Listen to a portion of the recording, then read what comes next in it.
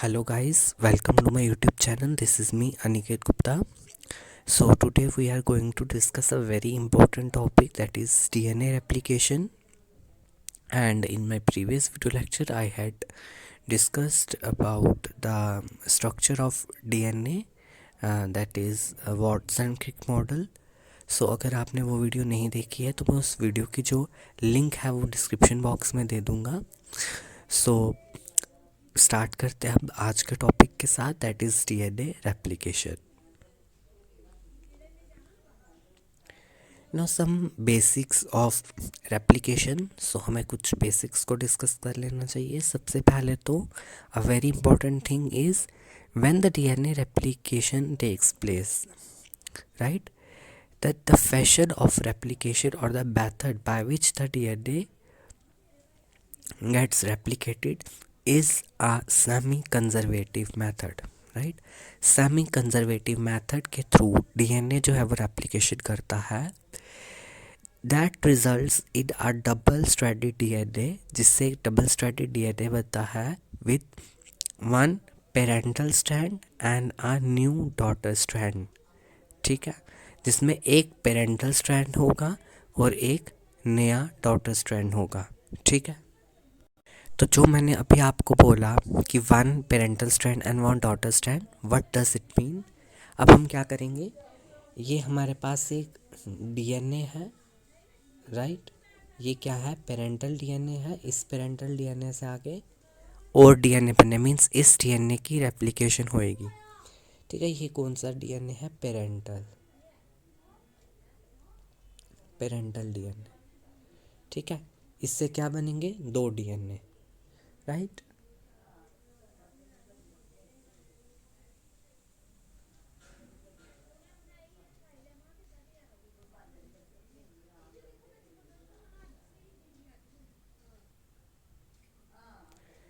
देखो नाउ यहाँ पे मैंने टू कलर्स यूज़ किए हैं, एक रेड वाला और एक ब्लू वाला, राइट. और ये बीच में क्या है, हाइड्रोजन बॉन्ड्स. ठीक है, these are the hydrogen bonds. अब आप यहाँ पे देख सकते हो, यहाँ पे आप देख सकते हो ये वाली जो चीज़ है ये पेरेंटल था. पेरेंटल कौन सा था, रेड कलर का. इसके साथ दो बने. ठीक है, हमें पता है जब रेप्लिकेशन फॉग बनती है उसके साथ इधर एक बनता है, इधर एक बनता है. ठीक है, तो ये जो न्यू वाले हैं ये मैंने किस कलर में आपको बताए हैं, ब्लू कलर में. ठीक है, ब्लू कलर में मैंने आपको बताए हैं न्यू वाले. तो अब यहाँ पे देख सकते हो हर एक डीएनए के अंदर एक जो स्ट्रैंड है वो उसके बिल्कुल पेरेंटल वाला है. ठीक है, जो पेरेंटल स्ट्रैंड था उसका एक स्ट्रैंड दोनों पे आया हुआ है. तो मीन्स यहाँ पर जो डीएनए रेप्लिकेशन हो रही है वो कौन सी हो रही है, semi conservative mode of replication, right. I hope आपको ये क्लियर हुआ हो. तो मैंने आपको भी बताया वहीं यहाँ पर लिखा है, the semi conservative mode of replication suggest that the two parental strand serves as a template. जो दो पेरेंटल स्ट्रैंड है वो एक टेम्पलेट सर्व करेंगे, किसके लिए, for the new DNA. And after replication each double stranded DNA contains one strand from the parental DNA and one new strand. New strand को बोलेंगे डॉटर डीएनए, डॉटर स्ट्रैंड. और जो उस पर दूसरा स्टैंड होगा वो कौन सा होगा, पेरेंटल वाला होगा, जो मैंने आपको अभी दिखाया रेड कलर में, right. Now a very important experiment which was done by Meselson and Stahl. और यही एक्सपेरिमेंट हमें बताता है about the semi conservative replication of DNA. अब इन दिस केस क्या हुआ, एक एक्सपेरिमेंट किया गया, इकोलाई को ग्रो किया. इकोलाई क्या, इश्रिच्चिया कोलाई एक बैक्टीरिया है, इसको ग्रो करवाया गया पहले हैवी नाइट्रोजन में. नाइट्रोजन का आइसोटोप यूज़ किया, दैट इज़ 15, जिसका एटॉमिक मास 15 था. देन बाद में उसको लाइटर नाइट्रोजन में ग्रो करवाया गया. अब आप देख सकते हो यहाँ पर ये बैंड्स हैं. ये क्या है, बैंड्स हैं. मीन जब डीएनए को रन करवाते हैं वो डेंसिटी के बेसिस पे सेटल डाउन हुए, राइट. अब क्या है, DNA which is grown in 15 nitrogen is heavier. Means जो आपका रेड बैंड आ रहा है वो नीचे आ रहा है. ये रेड बैंड आप देख रहे हो नीचे आ रहा है, क्यों नीचे आ रहा है? बिकॉज ये हैवियर है, ठीक है। एंड जो डीएनए हमने ग्रो करवाया 14 नाइट्रोजन में, मीन्स नाइट्रोजन जो नॉर्मल वाला नाइट्रोजन था उसमें, वो सेडिमेंट किया to a lower level in the sodium chloride density gradient in an ultracentrifuge। ultracentrifuge की सीजियम क्लोराइड सोल्यूशन में, और वहाँ पे सेडिमेंटेशन हुई किस किस की? स्ट्रैंड्स की। जो जो हैवियर था दैट इज़ नाइट्रोजन 15 वाला, वो नीचे बैठ गया, नीचे था, और जो दूसरा वाला था नाइट्रोजन 14 वाला वो लाइटर वेट का था, वो ऊपर रह गया। आप यहाँ पे देख सकते हो ये, right. Now, when DNA grown in 15 nitrogen is switched to media containing 14 nitrogen, after one round of cell division, the DNA sediments halfway between the 15 and 14 nitrogen levels, indicating that it now contains 50% ये 50% वो। आप यहाँ पे देख सकते हो एक बार division होएगी, ठीक है। यहाँ पे हम देख सकते हैं डिवीजन के बाद ये वाला जो है हम देख सकते हैं कि 50% क्या है? 40 नाइट्रोजन, और 50% क्या है? 15 नाइट्रोजन, ठीक है।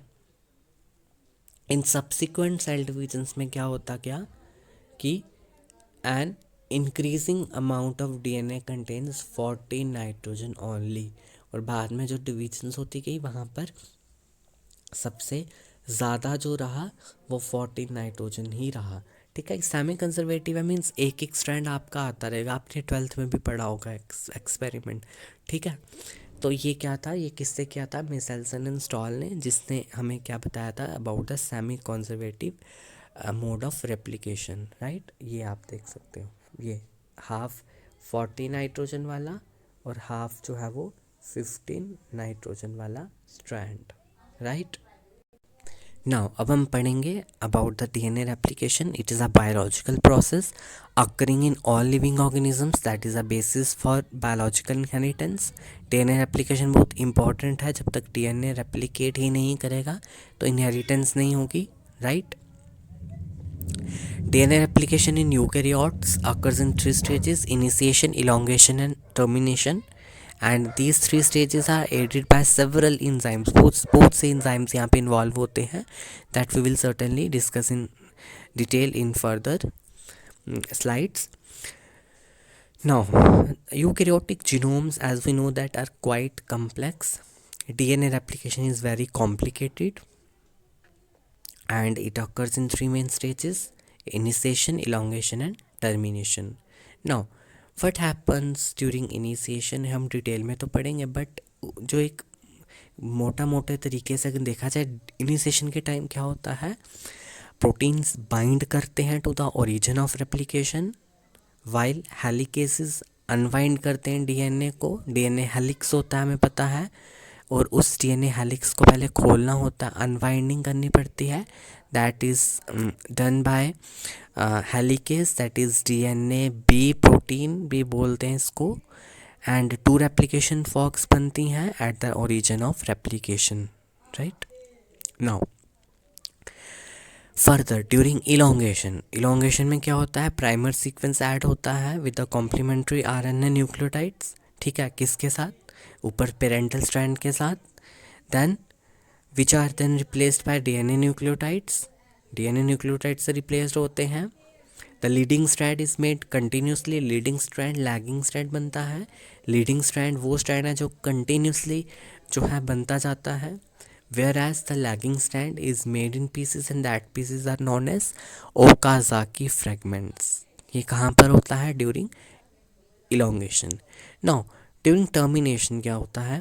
प्राइमर्स रिमूव कर दिए जाते हैं and that primers are replaced by new DNA nucleotides and the backbone is sealed by another enzyme that is DNA ligase, ठीक है। मॉलिक्यूलर ग्लूज जिनको बोलते हैं, ग्लू का काम करती है, और जब फ्रैगमेंट्स निकलेंगे उनके गैप को जो निक्स जो है वो कनेक्ट कौन करेगा? DNA ligase, right. First step is the initiation, right. Now initiation को पढ़ते हैं।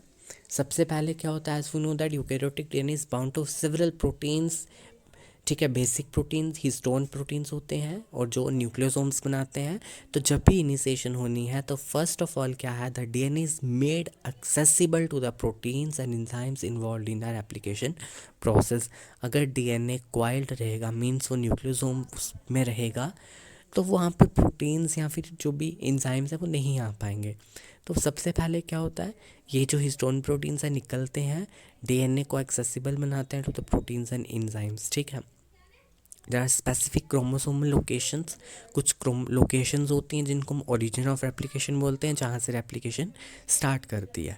Now certain proteins recognize and bind to the origin of replication. कुछ प्रोटीन्स जो हैं वो इन सीक्वेंसेस को, देयर आर सीक्वेंसेस होते हैं जिनको जो जहाँ पर एक्चुअल ओरिजिन ऑफ रेप्लिकेशन होता है, जहाँ से रेप्लिकेशन स्टार्ट होनी होती है। एंड देन वहाँ पर पहले तो रिकॉग्नाइज करते हैं कुछ proteins like DNA A B C proteins, उसको रिकॉग्नाइज करते हैं। एंड देन उसके बाद अदर प्रोटीन्स वहाँ पर आते हैं और वहाँ पर बाइंड करते हैं। And those proteins are necessary for the DNA replication, right. Now सबसे पहले जो प्रोटीन वहाँ पर आता है, हमें पता है हेलिकेसेस होते हैं। हेलिकेसेस क्यों आते हैं, बिकॉज वो क्या करते हैं, उसको ओपन करते हैं। ठीक है। हेलिकेस अनवाइंड करता है, सेपरेट करता है डीएनए हेलिक्स को into single stranded DNA. As a DNA open, सब जैसे डीएनए खुलता जाता है, एक वाइब शेप स्ट्रक्चर जिसको हम रेप्लिकेशन फॉक बोलते हैं वो बनती जाती है, right. So you can see over here, यहाँ पर क्या देख रहे हो आप, ये एक डीएनए था, हेलिकेस आया, उसने क्या किया, इसके जितने भी हाइड्रोजन बॉन्ड्स उनको ब्रेक कर दिया। ठीक है। और ये जो येलो वाले हाइड्रोजन बॉन्ड्स हैं, यहाँ पर इसका एक्शन नहीं हुआ, यहाँ पर जो ये इस तरीके से बीच में हाइड्रोजन बॉन्ड्स थे। लेकिन जैसे ही यहाँ पर हेलिकेस आया, उसने क्या किया, इन हाइड्रोजन बॉन्ड्स को तोड़ा, एक वाई शेप स्ट्रक्चर बना, जिसको हम क्या बोलेंगे, रेप्लिकेशन फॉक। इसको हम क्या बोलेंगे, रेप्लिकेशन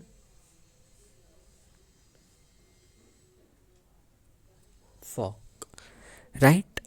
अब आपको पता है यहाँ पर क्या होता है, यहाँ पर प्राइमर्स आते हैं, फिर यहाँ पर इसके यहाँ पर जो सीक्वेंस होगा, इसके ऊपर जो सीक्वेंस होगा right, like A C T G C A, इसके कॉम्प्लीमेंट्री में न्यूक्लियोटाइड्स जुड़ते जाएंगे, राइट। और जो सिंथेसिस है वो होती जाएगी। सिंथेसिस आपको पता है ऑलवेज कहाँ से होते हैं, 3' to 5'। क्यों 3' to 5'? 3' के ऊपर आपका OH ग्रुप होता है और उस OH ग्रुप के साथ ही फॉस्फोडाइस्टर बॉन्ड बनता है, right.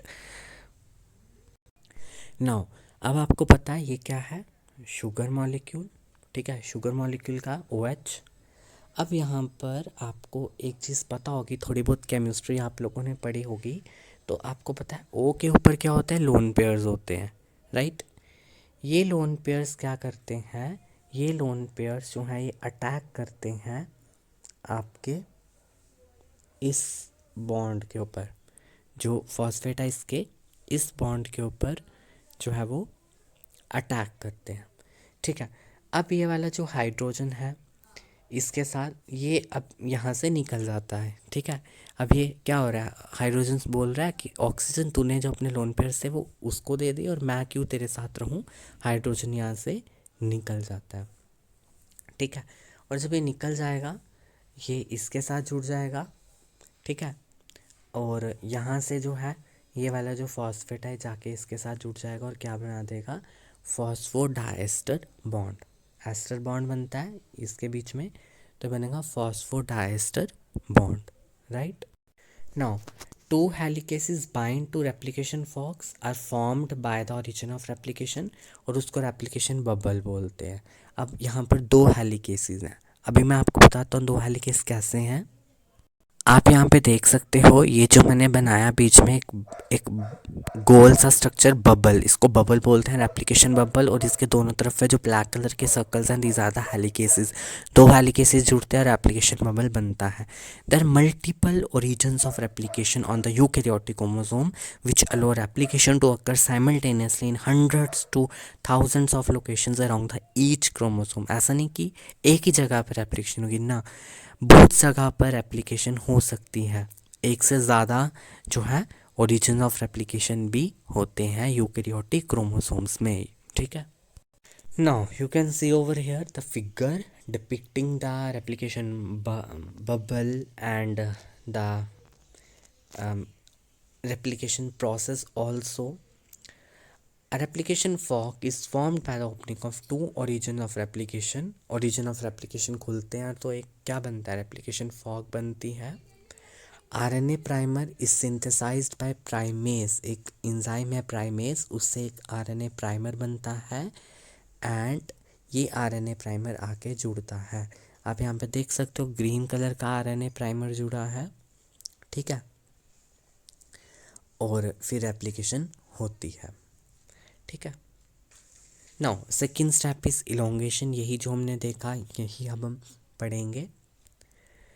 During elongation an enzyme which we call as DNA polymerase, DNA polymerase एक इंजाइम है which adds DNA nucleotides to the 3 prime end of the newly synthesised polynucleotide strand. याद रखना 3 prime and के ऊपर वो polynucleotides मतलब कि वहाँ पर न्यूक्लियोटाइड्स को ऐड करता है, ठीक है। And the template strand specifies which of the 4 DNA nucleotides is added at each position along the new chain. जो भी स्पेसिफाई करेगा, ए है, टी है, सी है, जी है, कोई भी बेस पेयर न्यूक्लियोटाइड, तो वहाँ पर वो जुड़ जाएगा, ठीक है। नाउ डीएनए पॉलीमरेज कंटेन्स आ ग्रूव, एक ग्रूव होती है जिसको क्लैम्प बोलते हैं, बीटा क्लैम्प, ठीक है। उसके वो उस ग्रूव के थ्रू बाइंड करता है सिंगल स्ट्रैंडेड टेम्पलेट डीएनए के साथ और ट्रैवल करता है 1 न्यूक्लियोटाइड एट अ टाइम, एक एक न्यूक्लियोटाइड जोड़ता जाता है, ठीक है। ऐसा नहीं कि एक ही साथ 4 न्यूक्लियोटाइड ले आता है, no, 1 at a time. For example, यहाँ पर एग्जाम्पल दी है, when DNA polymerase meets an adenosine nucleotide on the template strand, अगर टेम्पलेट स्ट्रैंड के ऊपर जो पेरेंटल स्ट्रैंड है उसके ऊपर एडिनोसाइन होगा तो ये it will add thymidine to the 3 prime end of the newly synthesised strand. जो न्यूली सिंथेसाइज्ड स्ट्रैंड है उसके ऊपर किसको जोड़ेगा, थाइमिडीन को, and then moves to the next nucleotide of the template strand. This process will continue until the DNA polymerase reaches the end of the template strand. चलता रहेगा, no doubt, ठीक है।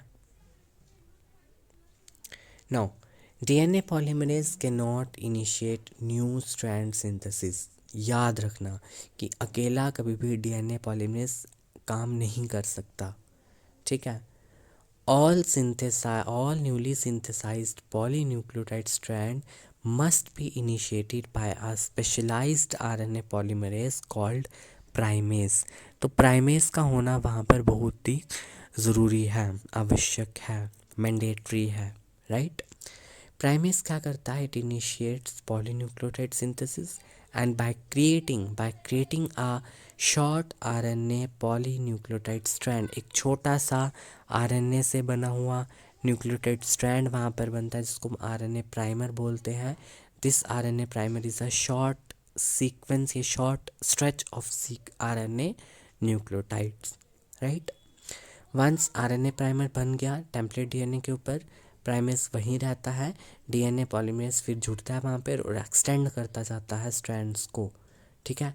उस न्यू स्ट्रैंड को extend करता है, कैसे extend करता है, न्यूक्लियोटाइड्स को जोड़ जोड़ कर, those nucleotides which are complementary to the parental और template strand, right.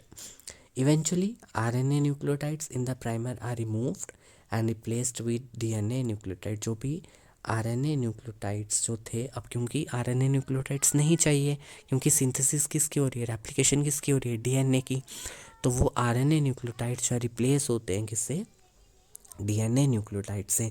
Once DNA replication finish होती हैं, डॉटर मॉलिक्यूल्स मूव करते हैं entirely of continuous DNA nucleotides with no RNA portions, ठीक है। सो गाइस, इसके बाद है लीडिंग स्ट्रैंड और लैगिंग स्ट्रैंड का कंसेप्ट एंड देन टर्मिनेशन, तो जो हम नेक्स्ट वीडियो लेक्चर में पढ़ेंगे, बिकॉज ये ऑलरेडी काफ़ी ज़्यादा लेंथी हो चुकी है, तो हम पार्ट 2 में इसके बारे में पढ़ेंगे और मैं आपको थोड़ा सा इनिशिएशन और इलोंगेशन को भी जो है रिवाइज़ करवा दूँगा। Thank you guys. Okay guys.